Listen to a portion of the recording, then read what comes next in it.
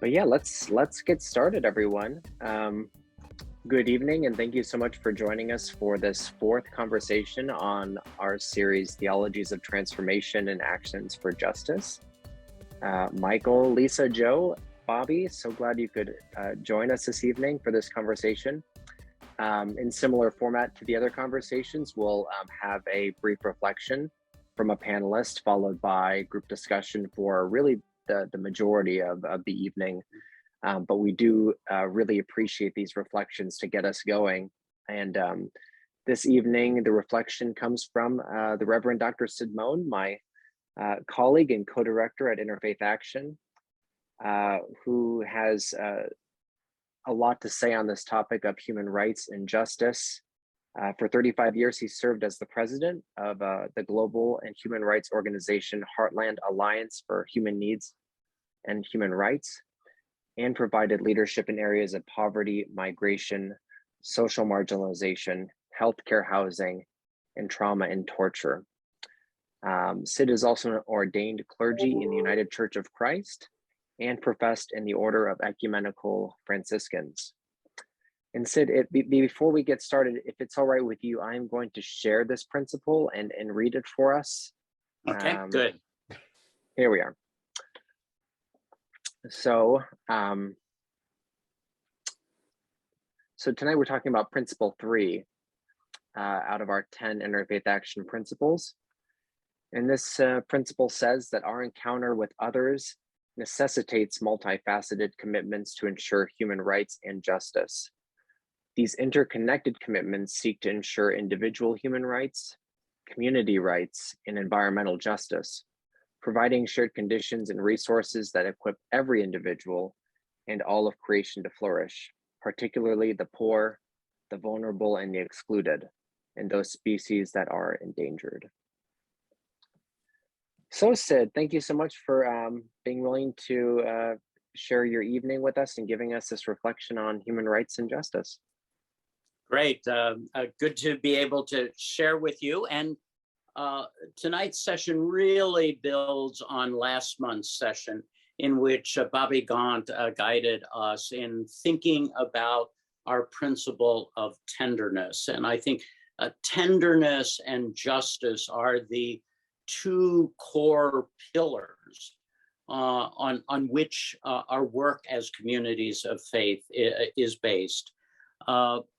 Tenderness, as Bobby clarified, is a contemporary and perhaps more clarifying term than our familiar term used in many holy writings of mercy, because tenderness communicates that it's a connection of our dignity as human beings, which really ties us one to each other. I'm reminded of the greeting of Namaste, or the holy in me greets the holy in you. And that is a kind of critical first pillar, that pillar of kind of tenderness of human connection. But then that leads us to tonight's reflection. The second pillar is that of justice, or that of human rights.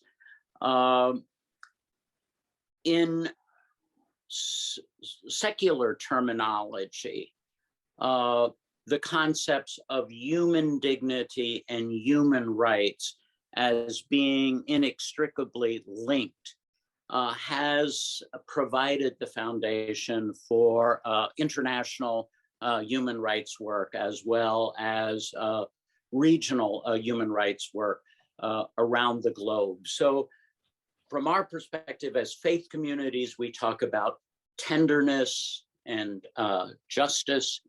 In secular environments, we talk about human dignity and human rights. I think a few examples of how justice is grounded in our holy writings. In the Jewish scriptures, I think Many of us can quickly recall that powerful verse of love mercy or love tenderness, do justice, and walk humbly with God. And then that second Jewish scriptural passage of let justice roll down like mighty waters, powerful image. In Christian writings, we often think of the profound chapter 25 in Matthew, which talks about when we relate to those who are hungry, or those who are strangers, or those who are imprisoned, etc., we are relating to God. And therefore, our actions of justice are actions directly related to our worship of the divine. And in Muslim holy writings in the Quran, there's just this kind of very simple, in-your-face statement: stand up for justice. So we can see that in holy writings, the concept of justice is equally placed with the concept of mercy or tenderness. Stephen, if you would show the image, which I found from U.S. Catholic Conference of Bishops, which I think portrays this interplay, this necessary balancing of justice and tenderness. And many times we understand our work of tenderness as the work of charity. And as I look at our faith communities that are engaged with Interfaith Action, I continue to marvel at the manifold ministries around providing charity to those in need. The volunteer programs, tutoring programs, direct assistance of food and clothing and diapers, and on and on and on. So I think we can be assured that our faith communities have kind of grasped the work of charity as critical to our faith traditions and our faith mandates. What has been somewhat lacking because of dearth of resources is the commitment to justice. Some theologians would say that unless we have an equal commitment to charity and justice, we are not fulfilling the totality of our faith-based accountabilities. This is one of the unique roles I think that Interfaith Action has been able to provide to our engaged faith communities, is on their behalf to ensure that this other foot of social justice is a part of our faith-based walk. Sometimes folks talk about this interplay between charity and justice, using the image of bodies floating down a stream. And charity is the work of pulling those bodies who are in the stream of oppression or the stream of dire poverty, pulling them to the shore so that they don't drown in the plight in which they find themselves. So pulling those harmed individuals to the shore to rescue them is the work of charity.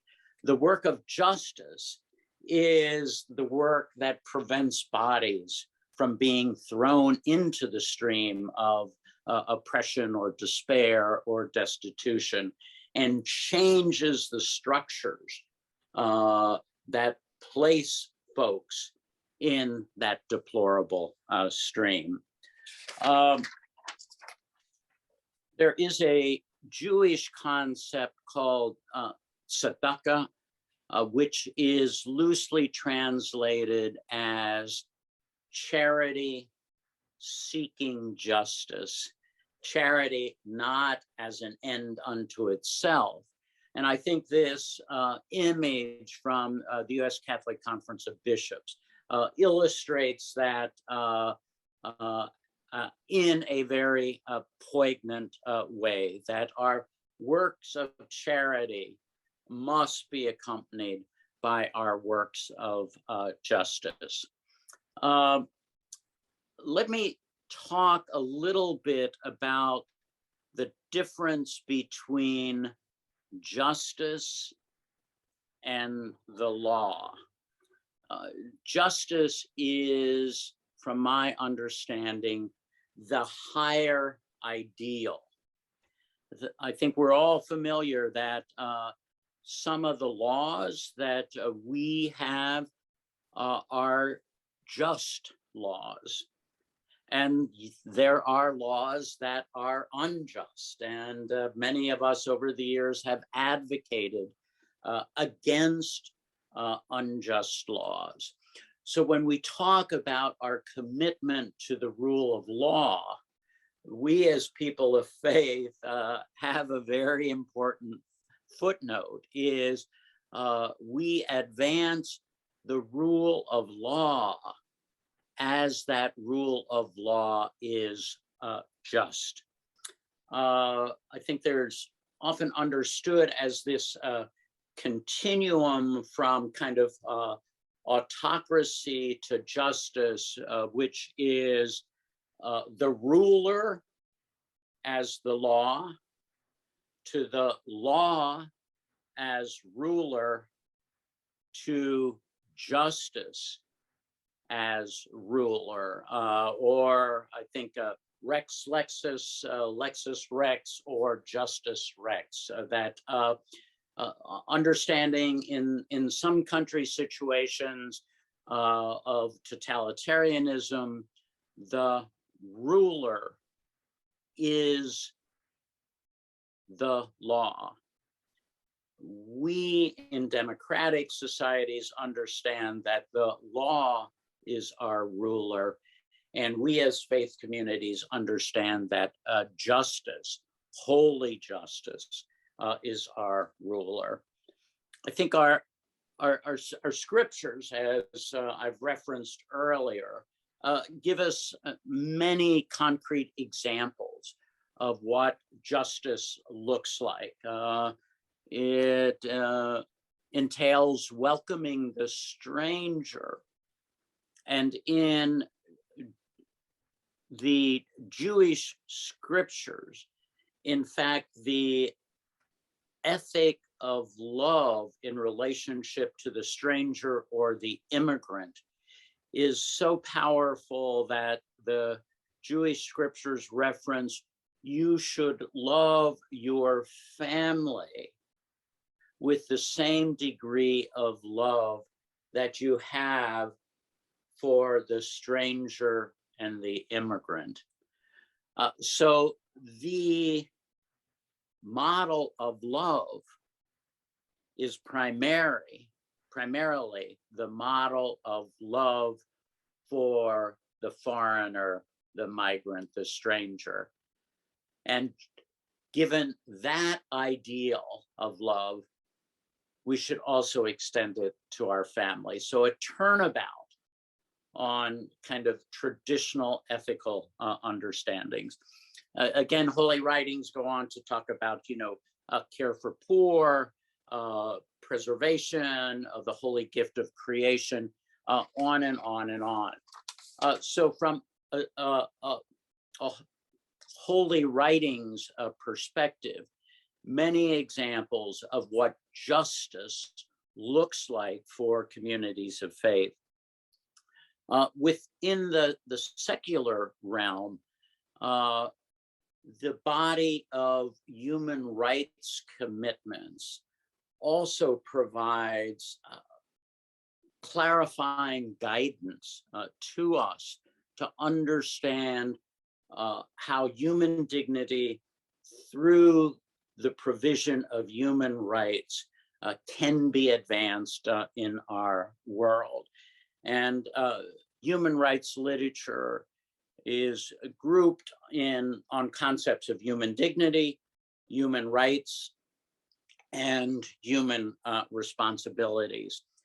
The first codification of human rights from a secular perspective was in the International Bill of Rights, or the Universal Declaration of Human Rights, which was affirmed in 1948 in the aftermath of World War II, where the global community and US's delegation was led by Eleanor Roosevelt, drafted this International Bill of Rights, or this Universal Declaration of Human Rights. And the body of that bill was divided into two sections: one, civil and political rights, and the second section, economic, social, and cultural rights. For a period of time, civil and political rights were understood to be the first generation of rights, and economic, social, and cultural rights the second generation of rights. As human rights theory developed, it now is understood that civil and political rights are fully equal with economic, social, and cultural rights. There is no division of one right being superior to another. Let me give you a few examples of what civil and political rights are. The right to equality, the right to live free and safely, the right not to be enslaved, the right not to be tortured, the right to a fair trial, the right to live free from persecution. Civil and political rights were signed in the United States by President Carter in 1972. After their full introduction in 1966. So a lengthy period of time before the US signed them. However, the Senate only ratified those, so they did not come into full force of law until 1992. So for 20 years, the US had not fully ratified civil and political rights. So let's move on to economic, social, and cultural rights. A few examples there. The right to marry, the right to own property, the right to practice a religion of one's choosing, the right to free expression, the right to work for a fair wage, the right to have an adequate standard of living, and to have full access to medical care. The President Carter in, I think in 1977, signed the US's commitment to economic, social, and cultural rights. However, the Senate has never ratified those rights. And so till the current day, the US is one of the few countries in the world not to have ratified a commitment to economic, social, and cultural rights. So what that means is if a case is presented to the Inter-American Court of Human Rights, accusing the US of, for example, failing to provide an adequate standard of living for all residents of the United States. The court is not recognized by the US government as having jurisdiction. The US government only recognizes the Inter-American Court of Human Rights as having jurisdiction in matters of civil and political rights.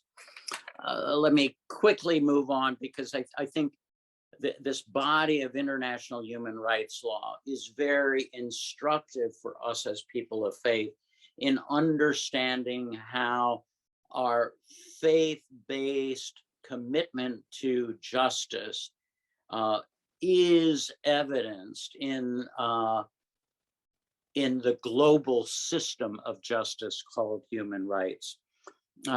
As the body of human rights law has evolved over the years, there have been new international conventions that have been proposed.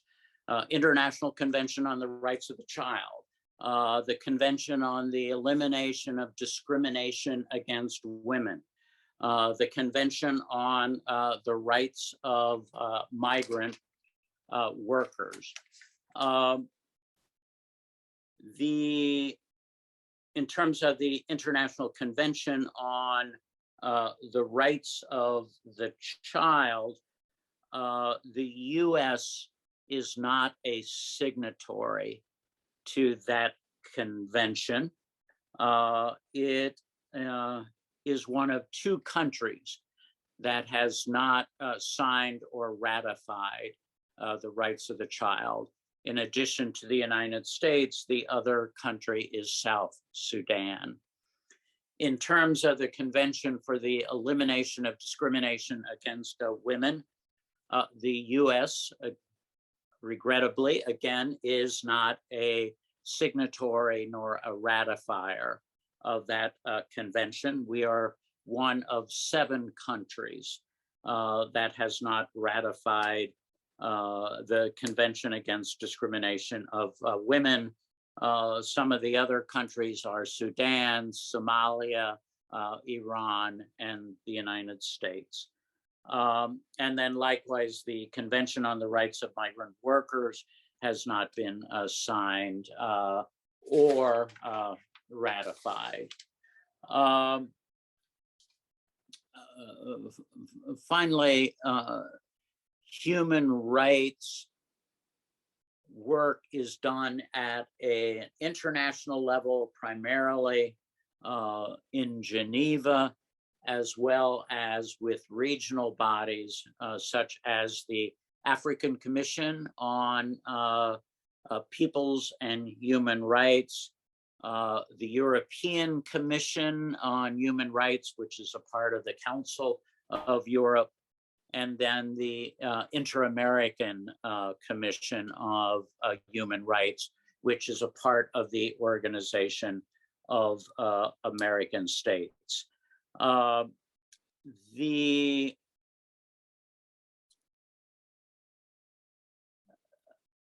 United States, along with, I think, Trinidad and Tobago, Cuba, and the Bahamas, are the only countries in the hemisphere of the Americas that do not recognize the jurisdiction of the Inter-American Court of Human Rights, and therefore do not file annual reports to the Inter-American system to prove up that they are complying with the Universal Declaration of Human Rights.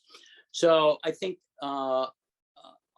US exceptionalism in terms of a significant portion of global and regional human rights work clarifies why communities of faith are important bearers of justice, not only in terms of, in our case, US law, but also in our case as faithful global citizens,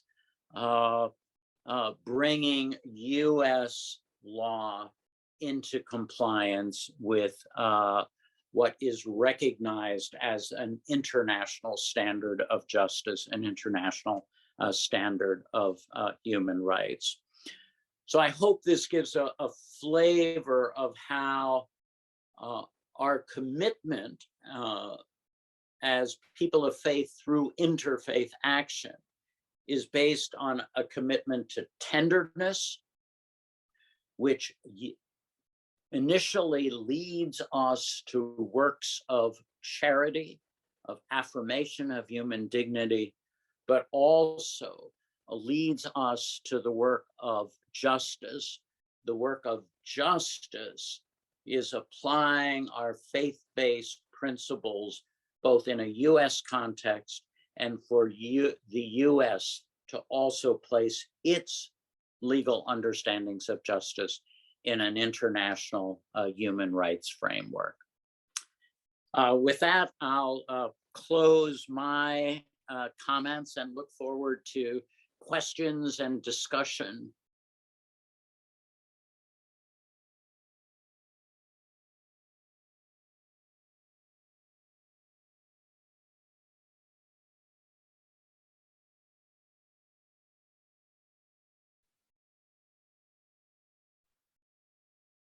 Well, if no one else has thoughts or reflections at the moment, one thing I'm wondering, Sid, is, you know, this faith principle highlights the essential role of human rights and justice, but it also underscores the essential task of encountering our neighbors.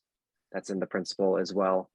And I'm wondering, what is the role of encountering and meeting our neighbors in the work of human rights and justice?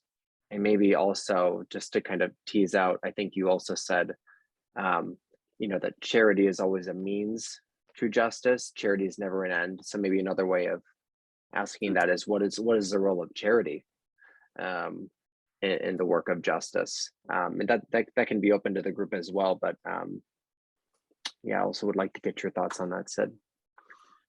Well, you know, I think a good illustration of that is where there are hungry people. Our first response is to provide food to hungry people. But if we stop our efforts with the provision of food, we don't address the systems that are creating hunger. Therefore, we need to look at what are living wage commitments by governments, so that an individual who is working full-time should be able to provide for adequate food for his or her family.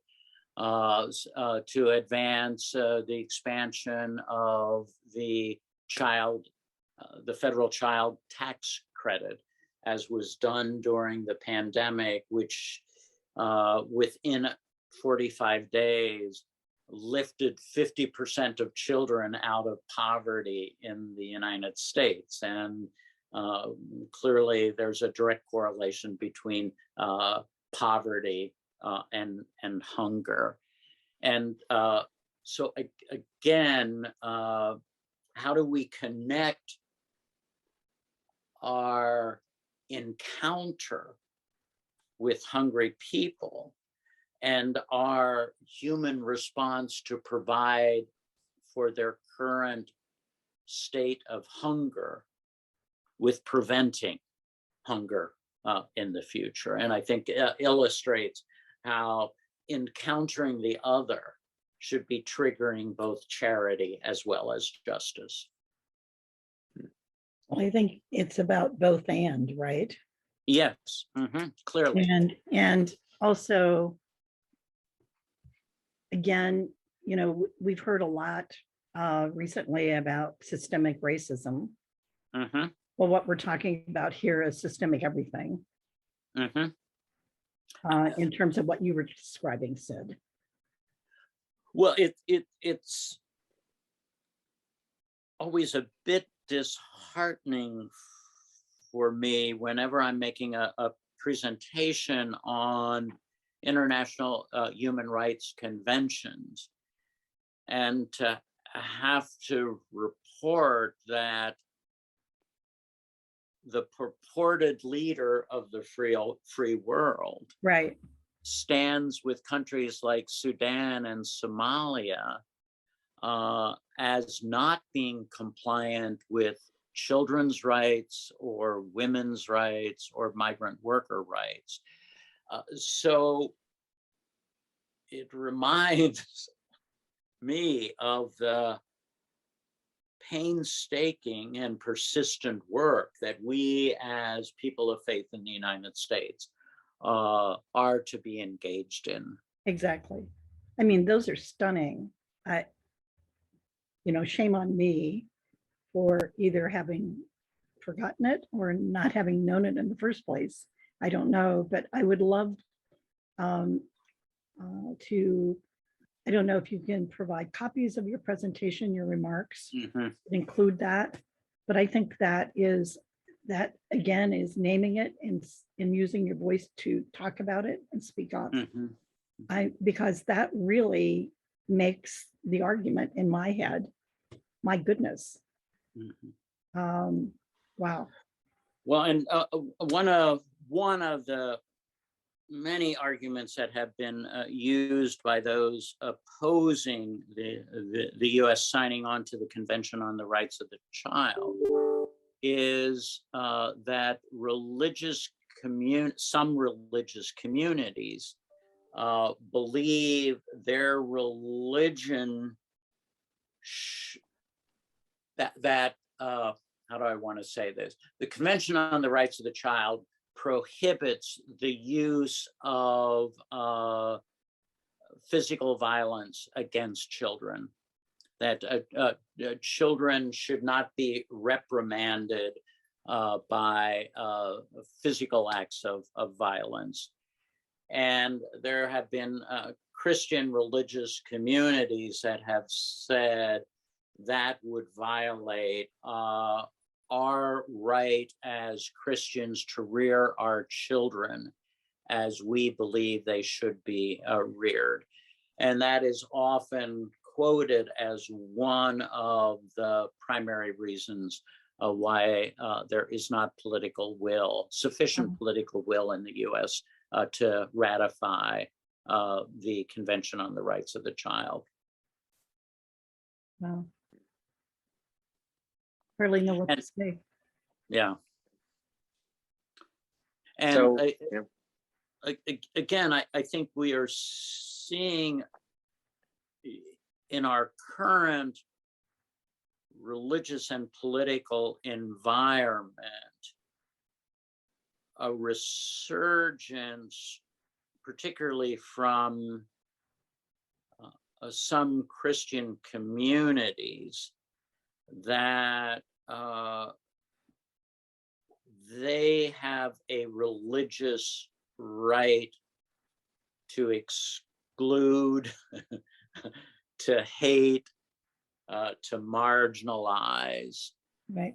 And the seeds of that are historic and are reflected in the history of human rights instruments.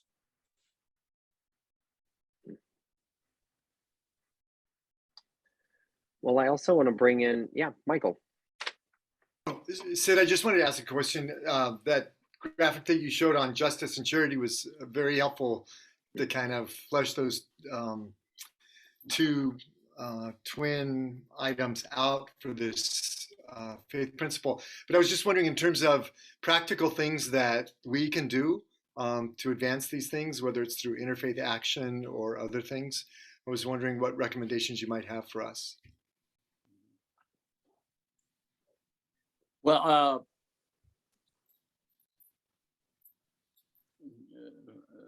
first of all, let me say that Interfaith Action has not engaged substantively in works of charity because our faith communities that are engaged with us do an awesome job of providing a direct charity.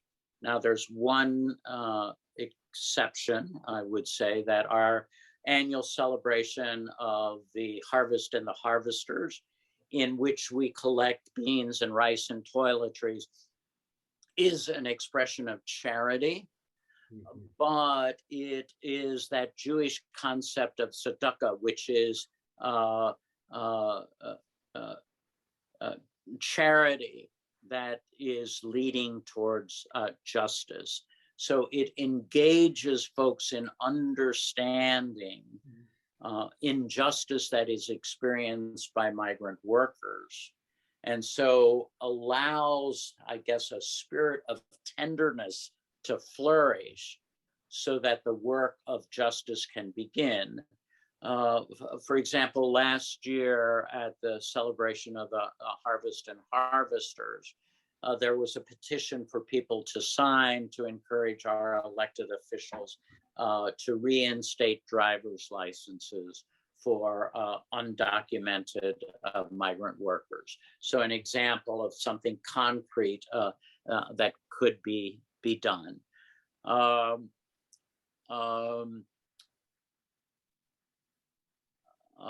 Our work in advancing public policy that reduces gun violence is another example of justice type of work that we are advancing. And that also can be connected to the International Bill of Human Rights, with its principle that one should be able to live in security and safety. Again, the Buffalo murders with unregulated long arm is testimony to this epidemic of gun violence in our country. And state of Michigan is in an identical situation in which universal background checks are required for pistols or handguns, but are not required for long guns.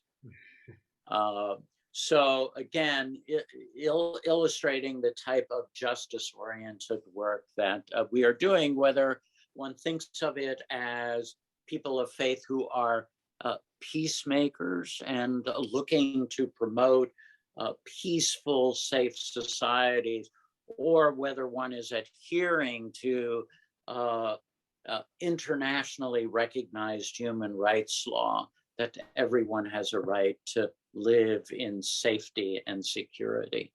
Mm-hmm. So it sounds like there's plenty of need for action. Yes, and the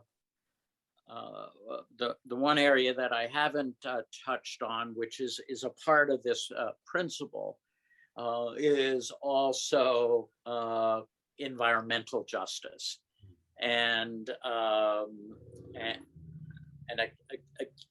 again, our call as people of faith to be committed not just to efforts of justice for human beings, but efforts of justice for the totality of creation.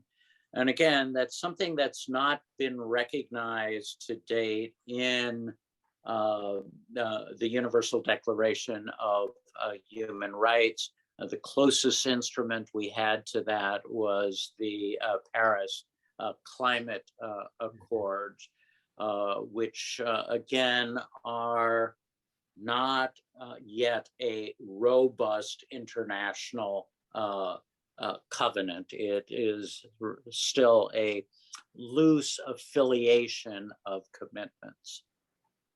Thank you.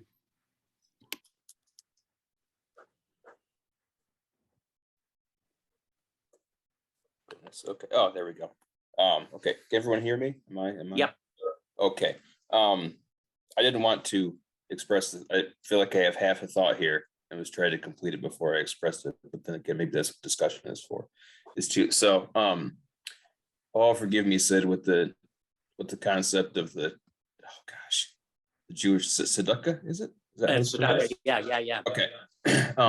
Kind of framed it as works of charity can't come without works of justice, and oftentimes they do. You know, charity is the more common action taking place, but I'm just wondering about the opposite relationship of works of justice not coming,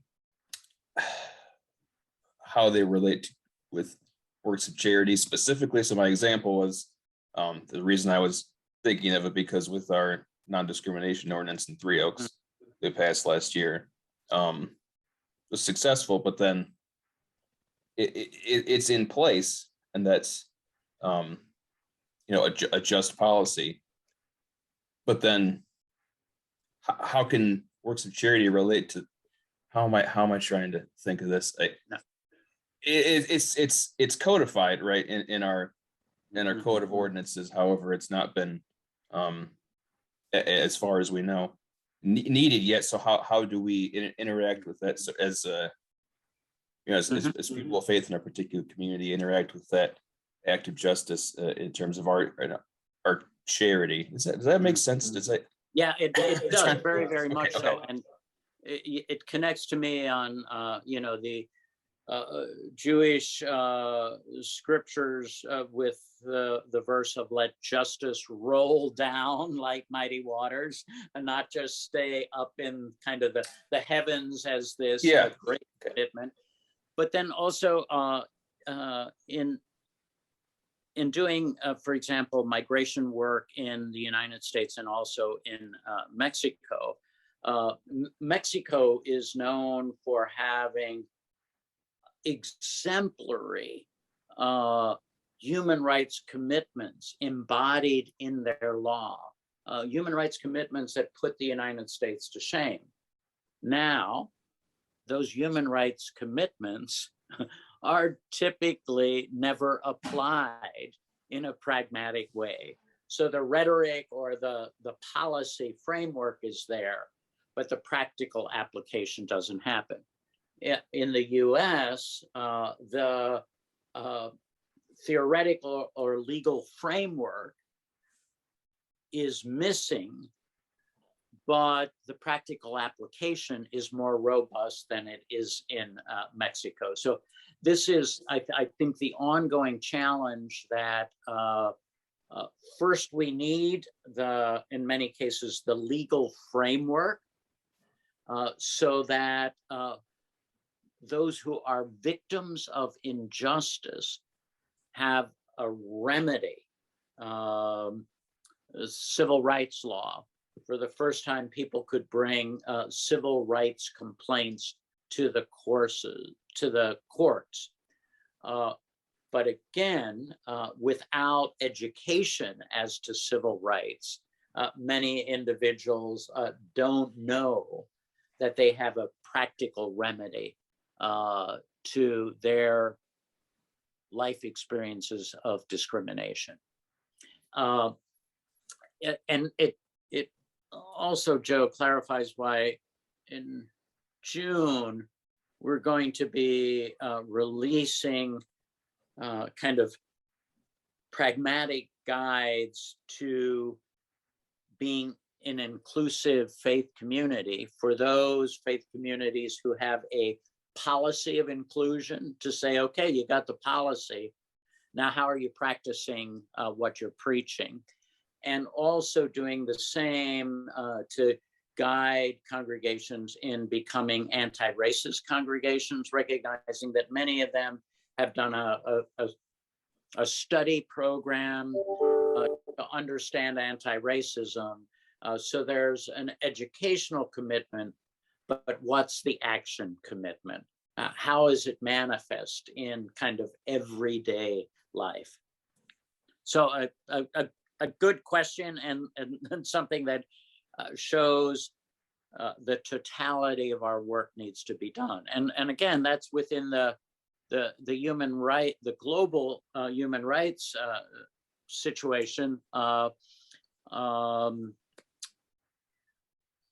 For example, a couple years ago, there was a situation of immigrants in Michigan who were arbitrarily detained. And human rights attorneys took their cases to the International Human Rights Court and filed a complaint alleging the arbitrary detention of these individuals. The International Human Rights Court concluded that the US government in Michigan was guilty of arbitrary detention. Now, since the US is not a ratifier of the court, it had no legal impact on those arbitrarily detained individuals. But it did illustrate to them that there was a judicial body that determined what the US government was doing to them was illegal in an international court of law. So again, the illustration of why the laws are important, but then also looking at the application of the laws so that compliance is assured. Larry, I noticed your hand up as well. Larry, did you have something you wanted to add? Yes, I do. First of all, thanks, Sid. As always, you have much wisdom to pass on and much knowledge to share. So appreciate it. One of the things that's complicated, though, I think, is that people's definitions of what is justice are often different. So, for example, in the Catholic Conference, one of their core commitments to justice is protecting the rights of the unborn, with no mention of protecting the rights of the mother. What are your thoughts about how to reconcile that when two different perspectives clash? Well, and again, this is somewhat akin to the opposition by some religious communities to the International Convention on the Rights of the Child. Don't tell us we can't use physical punishment against our children. That is our religious right. When in fact, the body of international human rights law is to give us a clear understanding of the baseline of justice, and that anything that doesn't meet that baseline of justice should be considered to have an arbitrary basis, so that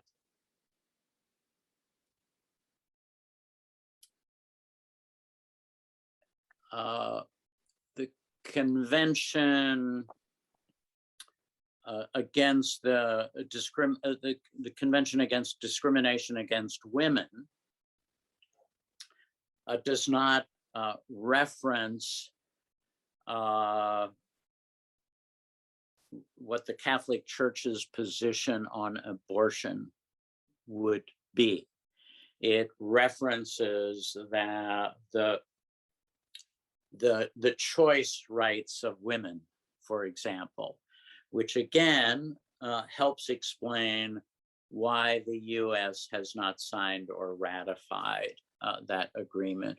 So it's why I have found this international body of human rights law, of human rights commitments, to be so valuable, because it does define that baseline of common good, common dignity, common rights. And that suggests that if there is a perspective that doesn't apply to the global community's understanding of justice, it should be treated with some suspicion, and that that non-compliant position should be a voluntary position for individuals to hold, but not a part of a body of law. Does that help at all? Yes, but part of the problem is that where individuals have a strongly different perspective on, for example, in addition to the one I gave, the rights of migrants, the fact that the Bible so often says, and the Jewish Bible says it more than anything else, be kind to the stranger, for you were strangers in the land of Egypt. And yet we have this very scary and increasingly strong group of people in our country, including apparently the guy who did the shooting in Buffalo, who take the position that migrants are a threat, and we should do everything up to and including shooting them in order to prevent them from, quote, replacing white people. Yeah, and this, I think, as you so ably articulated, is where our faith literature presents a very contrary view, and not only does our faith literature present that contrary view, but it's also supported by international human rights perspectives. So one can argue from both a sectarian as well as a secular perspective, or to say that human rights law and faith-based values correlate on many of these key issues. Something, if I could add, that this made me think of was actually our Interfaith Action, our fourth principle, which we're talking about next session. And if you wouldn't mind, maybe I'll just read it real quickly, which says, to be effective communities of faith, we provide opportunities to encounter one another, particularly those different from us. Amidst this encounter, we underscore our common life, symbolized by a common table to which all are welcomed with inclusion. This encounter requires us to slow down for dialogue, to ensure mutual respect, to promote rational facts, and to express an openness to the views of others. We understand community as the reality in which, amidst our differences, we are guided by a common commitment to promoting human dignity and ending suffering. I think your question was deeper than just like, we need to do more dialogue. But something that stuck out from actually our talk tonight, and also this principle, is that we can talk to one another, but the end of those discussions has to be the common good, not a private good of a group, such as a group that would advocate for replacement theory, that would preference one group over another. And again, is a conversation, a dialogue, gonna be valuable in this kind of situation you described? Maybe not sometimes. But it is true that I think faith-based communities have a certain kind of commitment to slowing down, listening, sharing, even when that is maybe the contrary position to many. But I don't think that's anything. Your question's much deeper than that, but that's what it made me think of. Yeah, Larry, just a somewhat humorous aside on kind of this conundrum that you presented amidst the debate on same-sex marriage. I heard someone, exclaiming that gay marriages should not be permitted at all. And I heard a respondent say, well, if you're opposed to gay marriage, then don't marry another gay person. Mm-hmm. And it kind of says, you have that individual right not to marry a person of the same sex, but you don't have the right to deny that of someone else. Yeah. Now, again, that's a simplistic retort, but there is some element of wisdom in it. Yeah. Actually, the gay marriage situation is a good example of what you were talking about, Steve. People of different perspectives dialoguing and finding out that, well, we disagree about a lot of things, but we actually agree about this. So you had a senior Democratic lawyer and a senior Republican lawyer coming together to represent the folks, the gay folks who wanted to get married, and succeeded in getting the Supreme Court to agree with them. Those people disagree about a lot of things, but they figured out that they agreed about that this should be legal. Mm-hmm. Yeah, I appreciate that, because it also, for me, just reiterates that there is hope, especially maybe even remembering our own stories of a time when I changed my mind on an issue that, today would say no one would change their minds on this or that, but that there is room for conversations that lead to transformation. So yeah, thank you, Larry. But it is also past 7. So last thought, Sid. Yeah, just to say that we must be vigilant in our work towards transformative justice, and that as we've been commenting on same-sex marriage rights, we're also reminded that Rick Scott of Florida, in his 10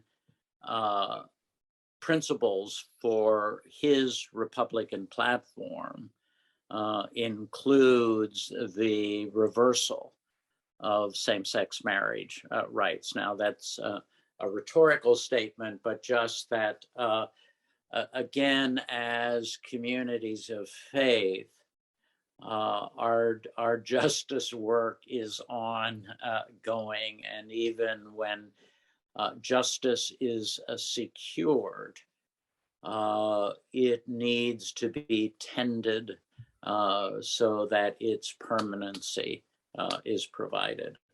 And that's why we kind of need each other in this work, so that because justice work is longer term, more frustrating, more challenging than the work of charity, and why our collective is so critical towards that end. Amen. Amen. Sid, thank you so much for this wonderful reflection and time together, and thank you all for joining us this evening for this conversation.